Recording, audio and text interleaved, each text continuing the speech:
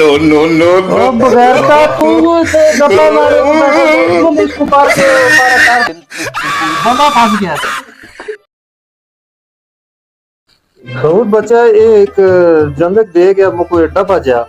ते ए आखे जी बड़ी कीमती शायद इसको संभाल के रखी थे ना के शायद मैं सुबह था इसको तोड़ टटोल के उठ गया ना मुझको दस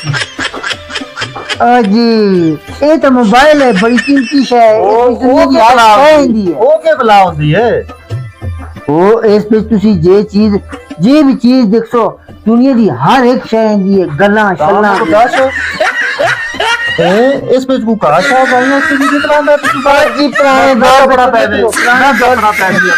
पुरानी दौर भी सुनने को खुदा का वास्ता इसमें गाड़ नहीं है ना तो फिर इस पे केड़ी शायद दुनिया दी आंदी है कोई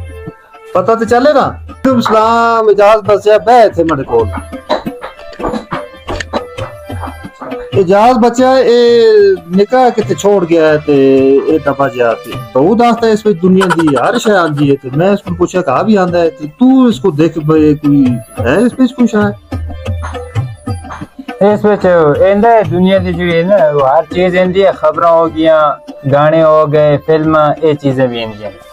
अच्छा वो किस तरह आंदी है दबा ते वो कुछ बस थोड़ा जी यार आजाद साहब इस बिच जिल गल असा सुनी दी है पता ही नहीं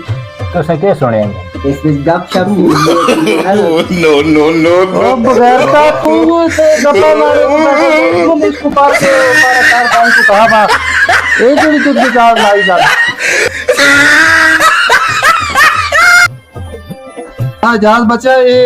डब्बा जेड़ा चलता किस तरह को मुख कुछ पता चलेगा ए होन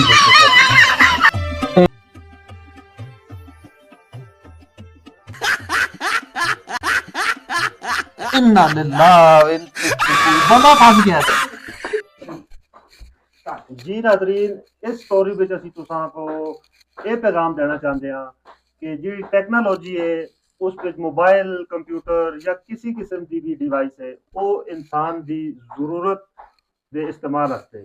अगर असी उसको एक अच्छी मकसद से इस्तेमाल करा तो असी दुनिया में अपनी आसानी वास्ते बहुत सारे काम कर सकते हैं जे अगर इसी को असी किसी गलत मकसद या किसी भी सरगर्मी अपने अपना इंसानियत के खिलाफ इस्तेमाल करा तो वो असन की जान की भी दुश्मन है असन के माशरे की भी दुश्मन है लिहाजा जितना हो सके तुसी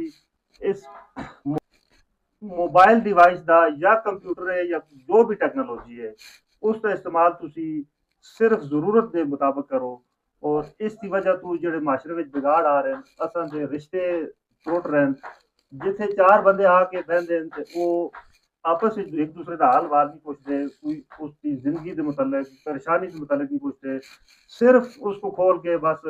देखते रहते हैं कि आज मेरा स्टेटस कैसे पहुंचा तो मेरे लाइक और शेयर और फॉलोअर कैसे पहुंचे नाल ही असा को तुसी दरावा टीम को इजाजत दो अगले प्रोग्राम में तुसा अच्छी तो अच्छी स्टोरी के हाजिर हो सा अस्सलाम वालेकुम।